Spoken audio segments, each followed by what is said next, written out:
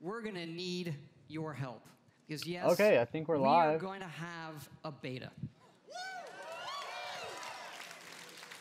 And it is sponsored by our friends at Vault-Tec as well. I need to check out the audio right now because it sounds really loud. Not my voice, the E3 presentation. Evidently, these online games are hard. They can have some nasty issues. I read on the internet that our games have had a few bugs. I did. I read it on the internet, so it's true. Right. And that sometimes it doesn't just work. Anyway, we know together that we are going to build something really special. And we also know that all of you love our special editions. And we have an awesome collector's edition for you. It starts with a map of the world that glows in the fucking dark. And it's great. It's so cool. Hello. And it also comes with a Fallout collectible that really I've always wanted, so we made them for everybody to buy, and here it is. Straighten up and fly right.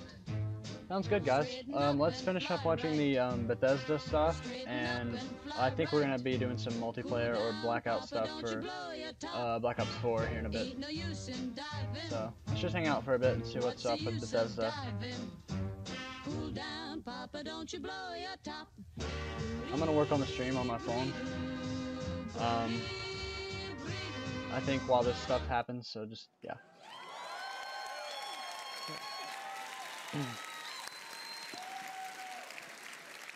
Yes, all of this, the Fallout 76 Power Armor Edition.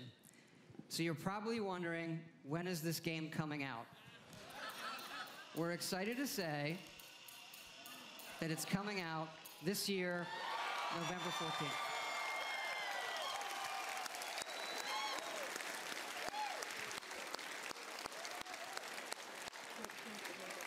Thanks again for all your support of Fallout. It's been 10 years since Fallout 3, our very first one, and it's been an incredible journey with all of you. We do have another Fallout anniversary that we are celebrating here at E3.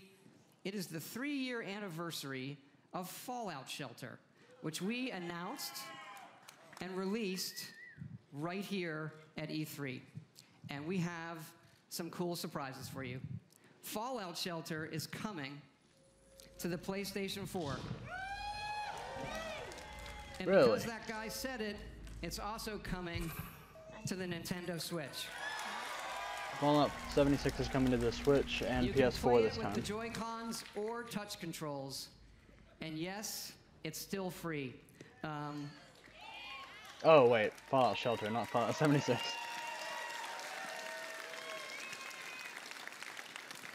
And excited to say these versions are coming out tonight. Coming out tonight? Dang.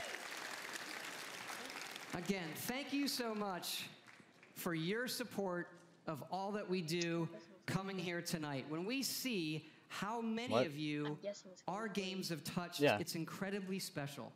Especially Fallout Shelter. That game has been played by over 120 million people. Incredible. That is more people than every game that we have made combined. Incredible. It does kind of make you stop and realize that our games can have new lives on any type of device or system. And you know, when we looked at the iPhone 11 years ago, we had a few ideas for mobile games. Fallout Shelter was one of them, and we did have another one that was far, far more ambitious, and we've been building it. Okay. And it's in the other franchise that you love from us. 1 second. It is called The Elder Scrolls Blades. Wait, what?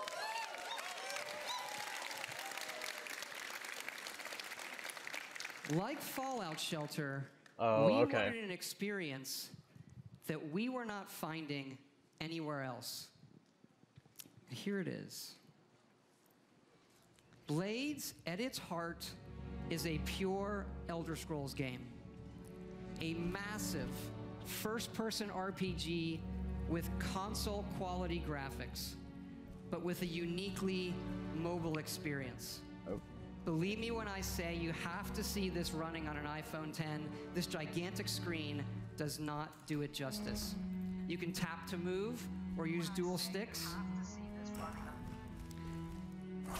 Combat is all new, and it follows your specific movements. I'm going to and link this to timings. Twitter.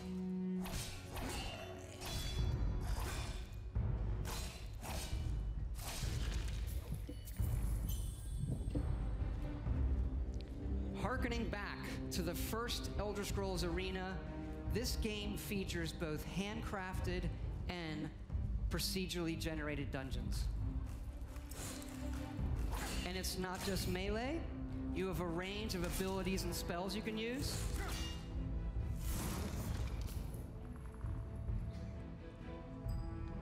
And of course, you can create your own character and be who you want to be, improving them, leveling up, picking new abilities.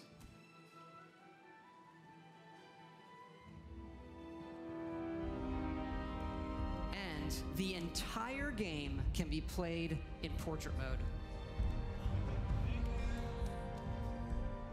That one was incredibly important to us, that you could play it however you wanted. Well, that's great. I don't think never people. know, you'll I need don't a think free people hand. are very excited about that. You To know. hold your coffee, what do you... Degenerates.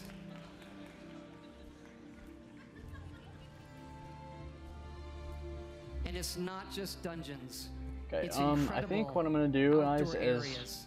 I think I'm Yes, gonna full running screen on a phone. the It stream. really Or, looks well, the and plays YouTube. incredible. window.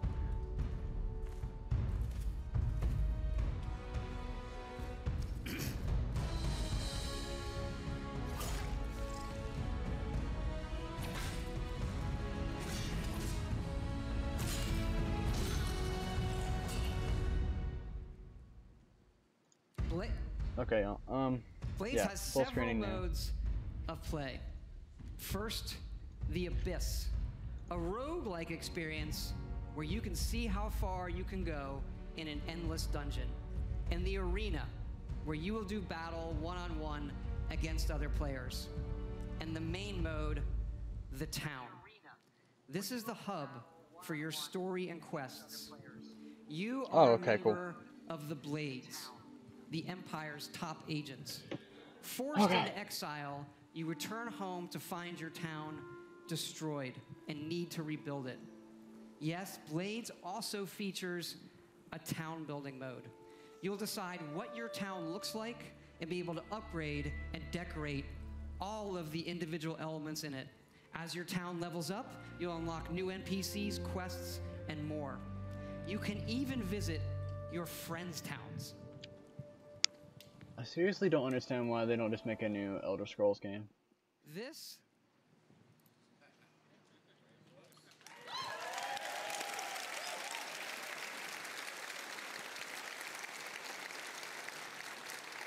This is an Elder Scrolls game that you can play however and wherever you want.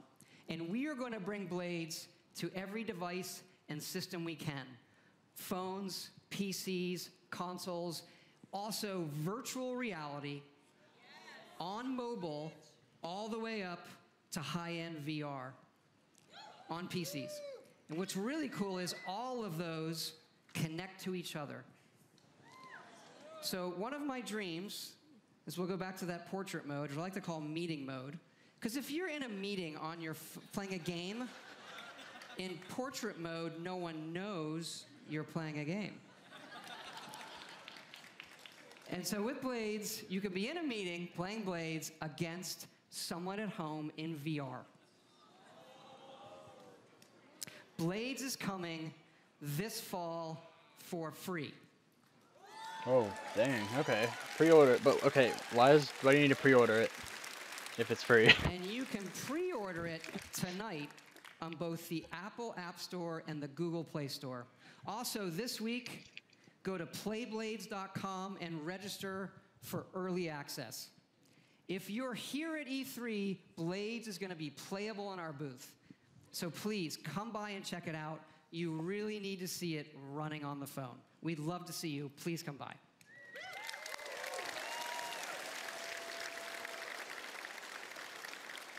Okay, boys. I just want to thank you all again, all of our fans here, everybody watching online, for all of your support over the years. It is so exciting to show you all that we have coming out this year, and it is an honor and a blessing to represent all of the incredible people at Bethesda Game Studios. We have 3 offices now in Maryland, Montreal, and Austin. There's a lot of them here tonight. I want them to hear your appreciation for their work.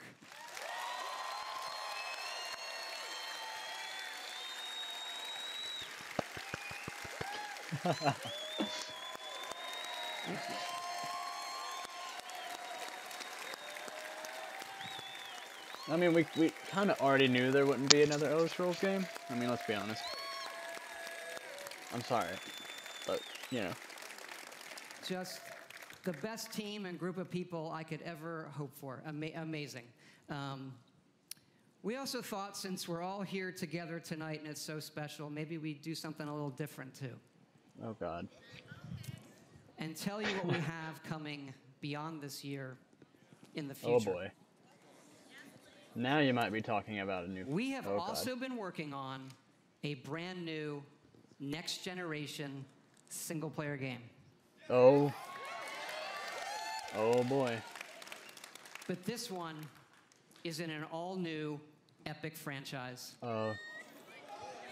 Our first wholly original franchise in 25 years.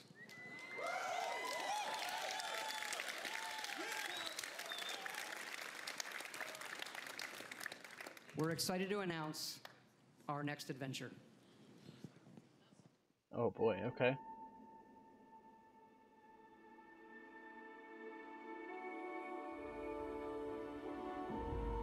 This is interesting. I want to see this.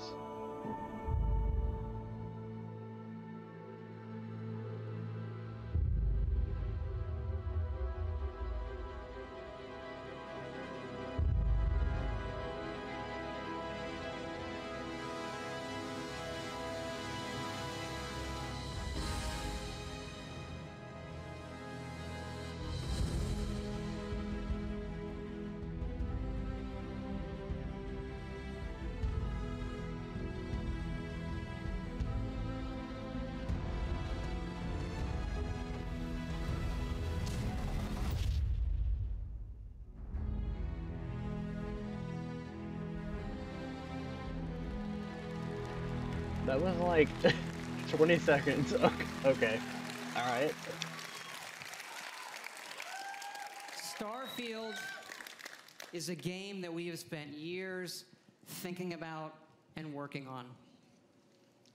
Something we feel uniquely positioned to pull off and that we're incredibly excited about.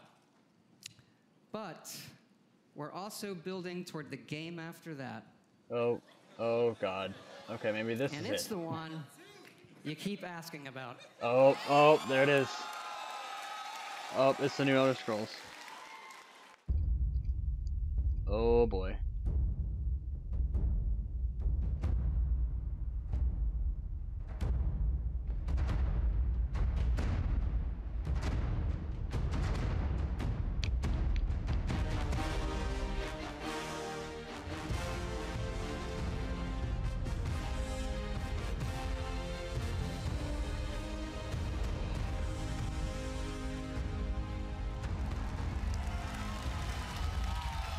Oh boy. Everything has been about like 10 seconds or less. Okay, actually, now I'm really done. I just want to thank you all for your time tonight, the time you've spent in our worlds.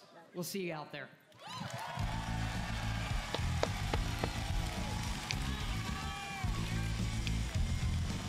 All right.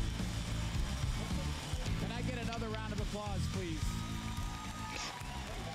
Another round of applause, please, for Todd Howard.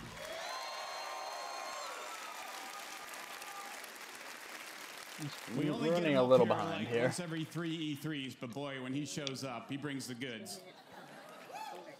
Thanks also to all of our studios and teams around the world who are so dedicated to giving Yeah, so our guys, fans I the actually very meant best to games. tell you, I If you're a forgot. gamer on any This was intended to be platform of a any kind, Bethesda we think we've stream. got something for you. And I just wanted to hope get the you're as last 10 excited minutes of about it. what you've seen tonight as we are. So we're Whether done it's here. a new Fallout game, a new Elder Scrolls game from Bethesda Game Studios that you can play on your phone for free, Rage 2, Doom Eternal, and so much more. We're really excited. Now, remember, if you want to be one of the first to play Elder Scrolls Blades or join the Fallout 76 beta, you need to go to Bethesda.net and register. It's easy and it's free. For all of you here with us tonight, thank you so much for joining. The party is going to continue afterwards. For everyone else around the world, thank you so much for joining us. Everyone have a good night and a great E3. My party is just now starting. Just saying. A little kiss to wrap up Bethesda E3. Well, there you have it. Bethesda's 2018 E3 press conference is done. Boogie. And that was pretty interesting. A lot of stuff. I'm with Stephen Tittel, Chelsea Stark, and Boogie. So Bethesda last year only talked about the games that were coming last year. This year, they really cast it forward. I mean, Fallout 76 coming in November, but then we've got Starfield, we've got The Elder Scrolls 6. Did I miss something? We've got a new Wolfenstein, a lot teased further out. Steven, you guys had a little scoop on Fallout, but in Starfield, there's been rumors of that. But what did you think? I mean, Todd didn't really say much about those games, but we got logos. Right. A little scoop on Fallout? Yeah. We had the whole thing. The whole thing. All right. But yeah, that was a very good showing by them. I think it's a credit to Bethesda that they've built themselves up I to really be don't want to watch able this. to put out that kind of showing and get people excited. I mean, Elder Scrolls 6 was actually announced on your show, your platform. It's nice to get a little bit more of it. I was struck by the fact that we're already getting another Doom, and I'm excited about that after the last one. And I like that they got around the whole sequel naming problem, because we have all these games like God of War and Doom that are using the names of the originals. But now we don't have to worry about there being 2 Doom 2s. Yes. We have Doom Eternal. Yes. But it's now we have had Halo Infinite, well, Doom Eternal. So tomorrow I'm predicting Uncharted This is just Interminable. big.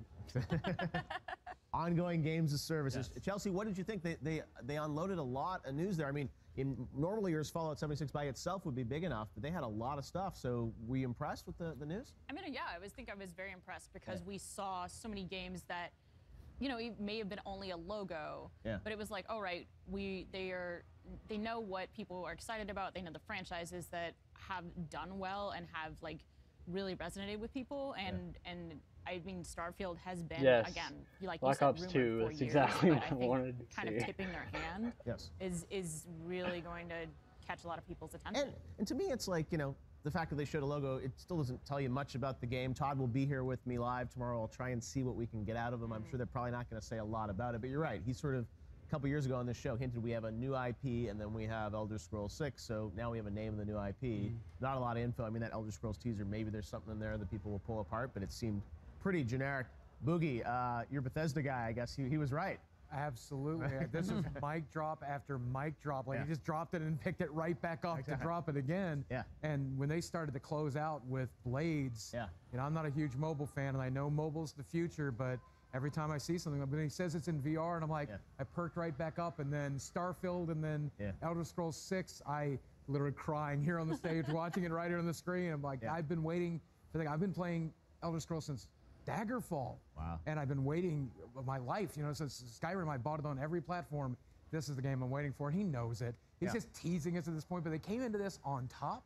And all of us fanboys, and I'm the biggest Bethesda fanboy, coming into this, they didn't have to do anything. They could have phoned this in this year, but they just 1, 2, 3, 4 punch. This incredible. A lot of news. So let's move to Fallout 76. Stephen, you guys had the scoop about sort of the online aspects of the game. Todd said you can still play it solo if you want, as sort of a single-player experience, but more of an online experience. Based on what you guys saw, are you sold on it? Do you want to go online? Do you want to be a part of it? What did you think of the presentation? I mean, they do it with a lot of flair, and I like the whole like vault tech stuff that they do and everything. So it seems entertaining. I think they built up a lot of credibility with Fallout 3. People went in very skeptical about how they could turn the classic Fallout series into a first-person RPG shooter, whatever that was. Fallout 4, I don't think was as much blowing people away, and they're back in the can they prove it with a new approach now coming into Fallout 3. I think that they have earned our trust there, but I'm not sold. You seem more into it when we're watching. There's certain things that I like because I like fights with set-piece monsters. That's the kind of stuff that I'm like, oh, this is a really fun thing to play with a bunch of people. That sounds wonderful. But the idea of like, oh, we're building settlements, and it just seems to me like, okay, that's a thing that's going to just get raided by trolls immediately. Just a second. Like, I don't know what's going on. That kind of online consistency, but I don't know. I don't know if it's supposed to be like a different. There's definitely certain things spot, in or if they're online just games that I behind. enjoy there. And you know, I felt it was somewhat of a protected demo. I don't know if it's going to be playable here. I'm going at to check E3, out a but different I mean, stream we really quick. talked a lot about it, but we didn't get a gameplay demo per se of it. But credit to them because, for trying things that are different. Yeah. They don't Queen just do the same predictable thing with each of their franchises. Right now, and I think we saw believe. with EA's press conference yesterday a lot of stress among different sectors of fans about what are you guys doing to my beloved franchise? Okay. What happened to this franchise? Cool like? beans. And if you're a fan of any of these franchises that Bethesda This is the place to be, they're you either guys. making the thing you wanted, or they're making a left turn. But I feel like you can tell they're kind of going to veer back as well. And they have, whether it's the mobile games or the VR or these different expansions and stuff. I'm not sure if the Prey DLC is what Prey fans are looking for. That's a little weird. But like Wolfenstein, like they're doing really nice things with the Wolfenstein. Yeah, and Youngblood, it just sounds kooky and crazy, and I'm sure will be trippy. And to bring it back to Fallout 76, so I'm a core definitely fan. going to say a lot more when we start the actual reason I'm here. And Fallout 4 was kind of like Fallout 3 light to me, and so this seems like it'll be even lighter than Fallout 4. So I'm hesitant. But as an MMO fan who's been playing since EverQuest and play World of Warcraft hundreds of hours into those games, I've been waiting for someone to get the MMORPG light right. It's server based, it's multiplayer, but it's not a massive server where you have to pick a server to play on, and it's a static world where you only play with those people. It's such a interesting take on it. I just to bring the Fallout universe and bring their base building in, and I don't know. I feel like they went into this not asking what game can we clone, but how can we bring it into this world ourselves, build it from the ground up, and then started answering all the problems right away, because he had an answer for every problem every step of the way. Every time I said but in my head, he went and but. And he really just, I don't know, made me cautiously optimistic now. They thought through everything. That team, and Todd's such a master presenter too. I feel like it's but I wonder if it's gonna be playable here. Coming in November, it'll be curious, because you think now of like, is that game of the show? It's like Fallout, and I wonder how much is there for people to actually play and experience. Could it be in contention? I don't know. They didn't really say that, but we'll see. They've got Blades playable. They do it so often that when they drop a release date on me like that, I'm like, I just want to go home right now. I just gotta want to go to sleep. Put me in a coma until November 18th, please. And obviously the beta, if it's coming November, you got to imagine the beta is only a couple months away here on this. So coming soon. All right. So overall, let's grade the Bethesda press conference. Steven, what was your take? A, B, C, D? If you like press conferences for being about the future, they get an A, because they've hyped you up on the future. If in terms of what's in the present, I don't know, B-, because there's not a whole lot more coming out this year from them. I think is the marquee stuff. Their best announcements are things that are outside of this calendar year. So you personally, what would you give it? B-, because I like to be in the present. Okay. Or the near future. Fair enough. Chelsea? I mean, I'm somewhere in the B range too, but I would say that like seeing the franchises that I really enjoy, Wolfenstein and Doom especially, like seeing that, but not being able to see any Doom, and only seeing a teaser of Wolfenstein, like having to wait, and it's like, oh, you're going to tell us it exists. It's almost like very much going back on what they said before. So I'd say solid. Fair, and even the Todd stuff, like, I talked about Elder Scrolls, and that'll be trending, but it's like it was a logo resolve. Yeah. So you don't get a lot of info, but you're right. It was a different strategy for Bethesda. It reminds me a little bit of even Ubisoft last year, where they just kind of showed all this stuff for like the next 3 or 4 years just to kind of tease people. And then obviously next year, you got to imagine they'll come back with, I don't know, Starfield or something at E3. Boogie, you seem to love it, so. I mean, as a fan, I give it like an A-, but as a critic, you really have to go with Steven here, because there's a few games I get to play this year. There's a few games I get to play now. I'm excited about that. So you really give it a solid B there. Because I know what I'm playing this fall. I know what I'm excited about. I know which pre-order to put in for the collector's edition, because I have to have power armor. How can I not buy the power armor, right? But that said, it's a really solid show. I feel like they came in really teasing the future of what that company's wanting to do. And I've always been afraid of what Todd Howard wants to do when he talks about games as a service, when he talks about the future of being servers and being online As an old school gamer who loves single player games, I'm always afraid of that. But he's showing me that single player is a part of their future, and it's something I can comfortably expect while they try all this new stuff. Yeah. And even if I don't like it, as a fan, I can come back home to the single player experiences I'm hoping for, that I've been waiting for 20 years to play. So. All right, well, it was a pretty good showing. You said Bethesda's only been doing these press conferences for a few years. We're about to start. And definitely showed up with a lot of I've said that probably like content. 3 or 4 times. We'll see. 2 good press conferences today. Tomorrow, of course, we've got 2 more.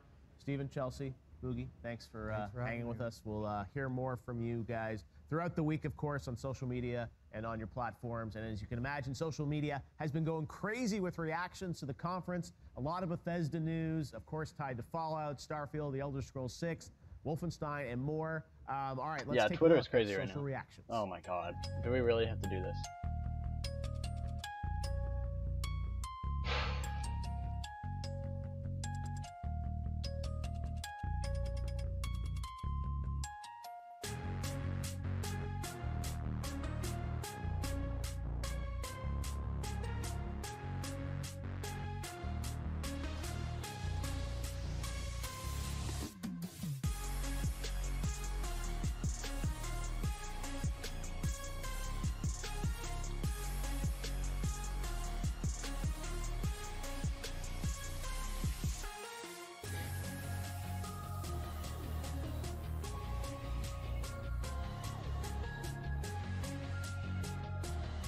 Yeah, we caught the all right, you can hear Marshall's major tail end of that. Playing there. He'll be with us live tomorrow. Him and Ninja going live on Fortnite right here. Ninja going live on Fortnite crazy tomorrow. Big day tomorrow. Keep tweeting your reactions using the YouTube E3 hashtag. Of course, we'll be back tomorrow with more live coverage. We want to hear your thoughts about today. And tomorrow we've got the Square Enix conference and, of course, Ubisoft and PlayStation.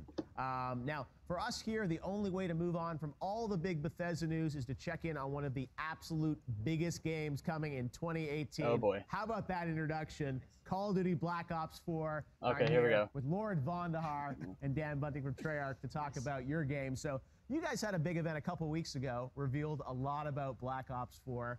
But the good news is fans here at E3, they're going to get to go hands-on, right? That's right. Hands-on on the show floor. We're going to have mini stations, going to get players in. We have a new map that we're showing on the show floor. Oh, cool. And so hopefully the fans who've been following along so far will get to actually get their hands on it for the first time. What can you tell us about the new map? Man, where to start? You know, you want to talk about the setup of that? 90% of my stream it's called Frequency. is going to be listening to Bethesda. And then the last 10% is going to be this. That kind of like really fast-paced action that people know and love. It's set in Hunan province in a sort of Chinese kind of listening post and very kind of exotic location in the remote mountains there. It's fun. Massive head-to-head collision everywhere, just like you'd expect from us. Well, this is going to be a good battle test to have tens of thousands of gamers grinding on this thing, which was great. And we can't wait to see it. But you guys had such a huge press conference a few weeks ago. I'm revealing so many aspects of the game. Zombies, I know I'm doing a panel later this week talking about zombies. Boy. You've got all those campaigns.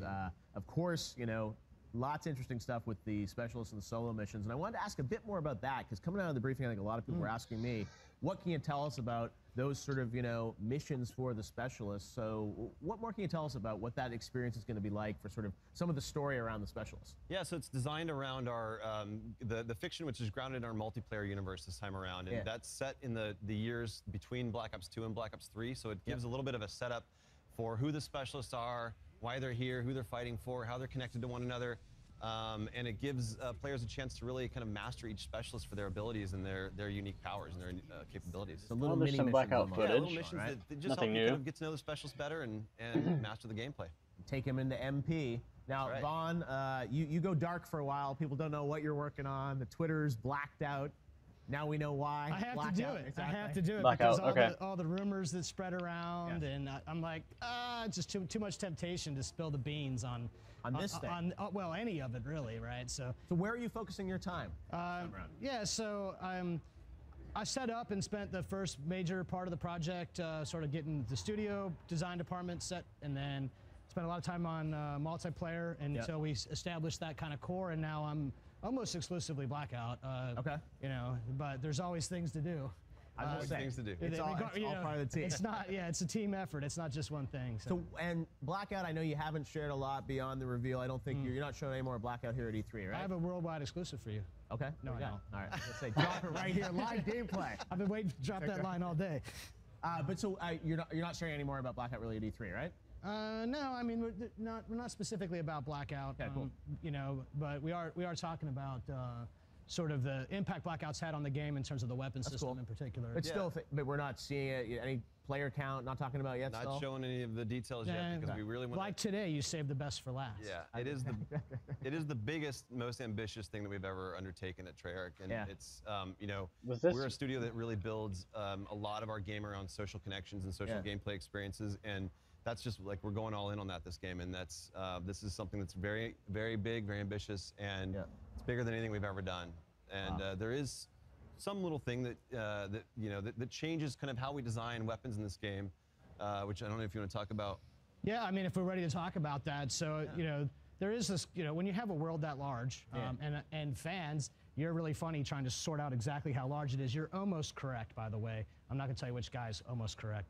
When you have a world, you have longer range engagements. I mean, you guys, everybody knows Call of Duty for that kind of shorter, kind of paced engagement. So we had to really take a look at the weapon system to support longer range engagements. So thanks to Trevor Walker and many hardworking folks at the studio, we have actually completely changed sort of the ballistics system that the game uses. So historically, you know, at the risk of getting too nerdy, it's a hit scan game. Bullets fire, they go straight, they go forever, and then the damage drops off in kind of core increments. So what the ballistic system does is allows us to actually do simulation of ballistics where bullets actually fall off. So over long ranges, you're not going to be able to tag somebody. You're going to have to aim high and sort of compensate for that.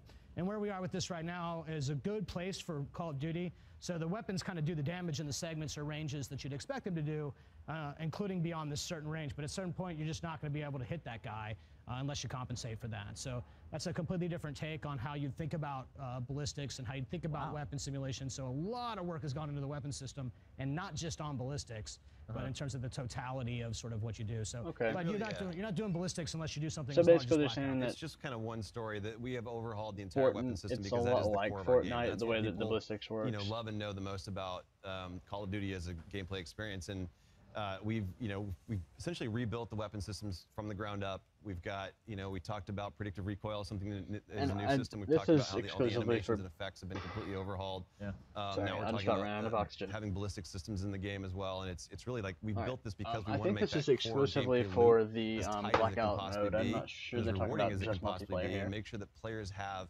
a satisfying road to mastery of all of those mechanics. It's the rewarding bit that was really important to us. One of our very simple game pillars that we use. Now, and let me tell when you, play, Wednesday is the has one to have stream, kind of high level and of I'm going to rewarding probably polish, miss right? it, From how honestly. you reload, the uniqueness of those animations, the uniqueness of the attachments available to weapons. So the weapon system and the pillar rewarding are two things that go very hand to hand. So it's not just a thing, right? It's the totality of everything that you do with the gameplay of that, but then also what features you decide to tackle as a studio. So much going into this. I can't wait to see more on Blackout. And final question for you guys. I know you started talking some remasters of some maps, right? We're going to be getting some maps back. Just Thursday, we went on and did a live stream from Treyarch.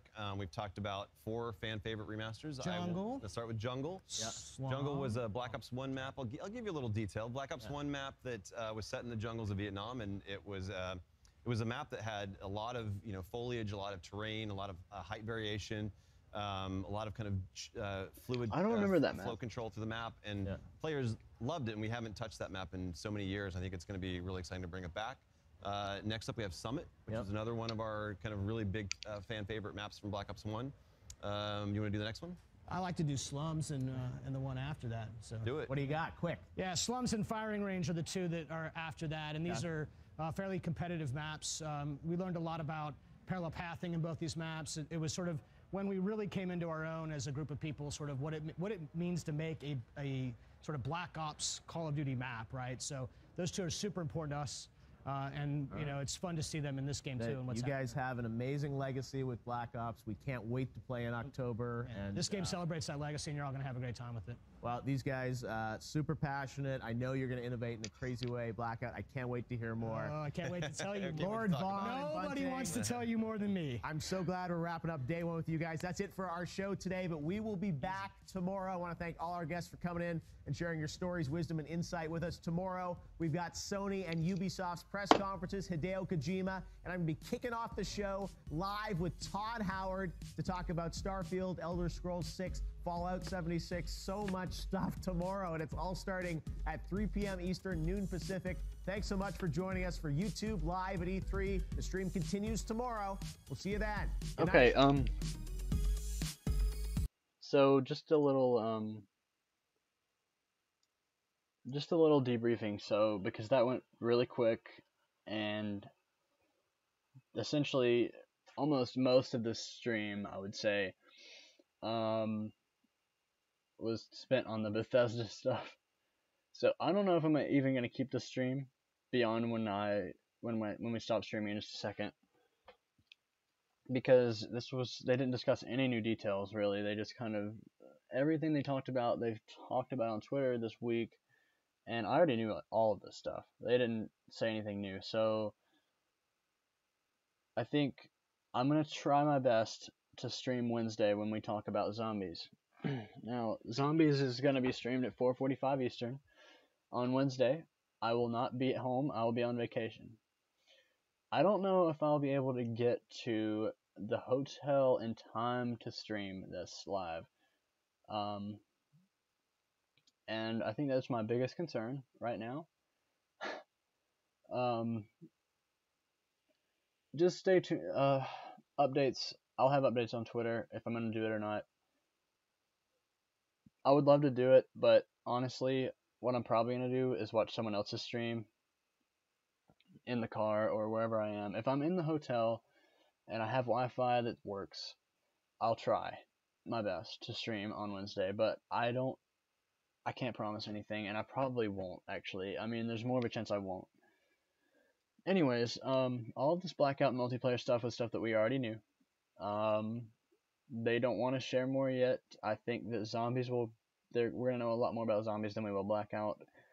After E3 is over, Blackout, there'll probably be a stream for it later, probably July, I'm imagining.